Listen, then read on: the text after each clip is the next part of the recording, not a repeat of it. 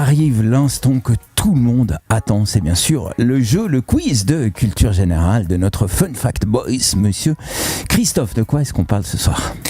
Eh bien écoutez, bonsoir à tous, je vous ai préparé une farandole de dessert avec l'épreuve du cake à la suite, donc le cousin éloigné du 4 à la suite de questions pour un champion. Le principe est super simple, chacun votre tour, dans le studio vous allez tenter de donner 4 bonnes réponses d'affilée parmi 3 questionnaires au choix, tous sur le thème des desserts et de la pâtisserie. Donc oui, Valentine, tu vas être un petit peu avantagée ce soir. Et puis pour toi, JM, et toi, Alex, ça pète du gâteau. Alors, on commence avec toi, Valentine. Quel questionnaire choisis-tu ? Le 1, le 2 ou le 3 ? Le 2. Le numéro 2. Parfait. Donc, on a 4 questions et la première est la suivante. Comment s'appelle le gâteau breton dont le nom signifie gâteau au beurre en breton ? Kunyaman. Exactement. Bravo. Un point déjà pour toi. Vrai ou faux ? Le mot frangipane vient du marquis italien Frangipani qui aurait inventé un parfum à l'odeur d'amande au XVIe siècle. Vrai. Deuxième bonne réponse, sans faute pour l'instant. Troisième question. Quel dessert à base de meringue, nappé de crème chantilly, recouvert de fruits frais et inventé en Nouvelle-Zélande a été nommé en l'honneur d'une ballerine russe ? Pavlova.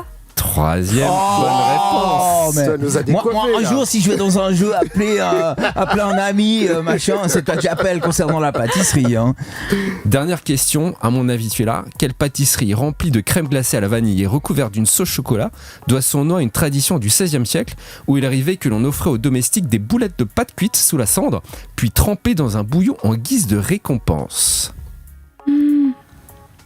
Tu peux répéter la question ? C'est une pâtisserie remplie de crème glacée à la vanille et recouverte d'une sauce chocolat. Elle sèche. Les profiteroles. Yes. En fait, les profiteroles, parce que c'était une récompense qui était offerte aux domestiques et c'était considéré comme un petit profit, d'où le nom des profiteroles. Voilà. J'étais pas Bon, sûre. elle a Trop gagné. bien. On En a 4 sur joué. 4. C'est bon, on 4 arrête à la de jouer. suite, cac Ouais, à la suite, c'est quoi. bon. Ouais, mais en même temps, on se bat contre. Ouais, enfin Ouais. voilà. Vas-y, mon cher Christophe. Ensuite, Alex, 1 ou 3 ? La réponse D. Le 1. Le 1. Allez. De quel dessert d'origine italienne d'origine italienne signifie littéralement tirement en haut en italien dans le sens de remonter le moral de quelqu'un ? Réponse D. Elle se marre parce qu'elle sait, donc j'ai droit au téléphone à un ami. Tu peux téléphoner à une amie en face de toi. C'est quoi mon ami ? C'est quoi ce dessert ? Moi je sais. Tiramisu. Ah, tiramisu, monsieur, Tiramisu. vraiment nul. Ça veut dire ça, tirement en haut. Et ouais, en Ok. italien. J'aurais dû savoir ça quand même. Bon, bref. Bref. Deuxième question. Quel gâteau, souvent à la fraise, a été nommé en l'honneur de l'épouse du roi George III d'Angleterre ? 3 propositions. La Charlotte, la Sylvie. Charlotte aux fraises. Ou la Marie-Françoise. Charlotte aux fraises. C'est la Charlotte, bravo.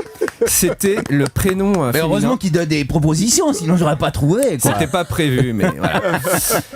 Et en fait, donc c'était l'épouse du roi Guillaume III, George III d'Angleterre. Alors, troisième question.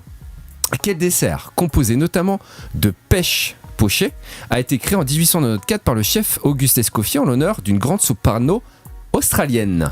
La pêche Melba. Bravo. 3 sur 3. Ça respect, vous pensiez pas que j'avais Ah, hein. non, ouais. non, Bah, non, moi non. non plus. J'ai dit ça Respect. complètement par hasard. Dernière question, c'est un vrai ou faux ? Le pednon, ce petit beignet fruit de pâte à choux doit son nom à une religieuse qui aurait lâché un gros paix sonore en cuisine. Allez, pour le gag, je vais dire vrai. C'est pas un gag, c'est vrai. C'est vrai. En fait, le pednon a été inventé par hasard par une religieuse d'une abbaye près de Tours qui aurait une flatulence hyper sonore quand elle préparait le repas avec ses coreligionnaires. Et forcément, elle était super gênée, au point qu'elle en a trébuché, laissant tomber malencontreusement une cuillerée de pâte à choux dans une marmite de graisse chaude qui traînait à côté.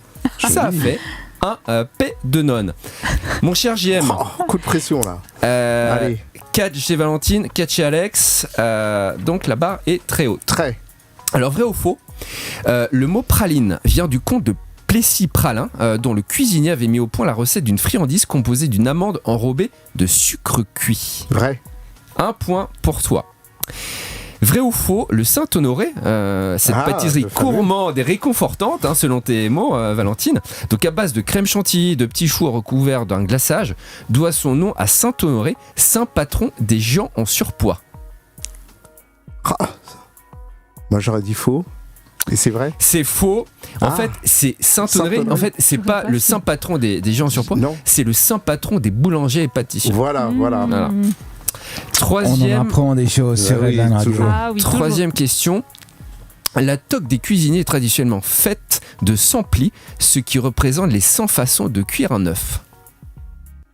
De 100 plis. J'ai pas le souvenir. 100 façons, non, il n'y a pas 100 100 façons Non, de cuire un œuf. Non. Tu dis que c'est faux? c'est faux, ouais. Valentine, t'en penses quoi? Alors, si elle répond faux, elle a un point de moins, on est d'accord. hein. Attends, sans façon. De cuire un œuf. Je veux dire faux. Ben, en fait, c'est vrai. C'est vrai. Il est content. Sérieux, Tu ça? ne perds pas de points. Tu gagnes pas non Ouais, plus. voilà. Désolé, JM. fallait appeler Alex. Mais c'est assez incroyable. Dernière question pour toi, JM. Vrai ou faux, l'omelette norvégienne aurait dû s'appeler l'omelette bavaroise? Oui, C'est vrai. c'est vrai. Et je vous donne une petite explication.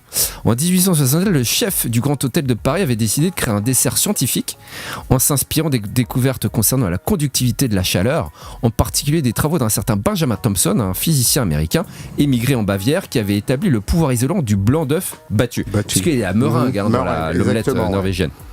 Et comme ce chef pensait que la Bavière était une région de la Norvège, il a baptisé sa création l'omelette norvégienne. Voilà. Donc on a 2 gagnants ex aequo, si je dis pas de bêtises, Valentine et Alex. Bravo à vous deux. Allez. Et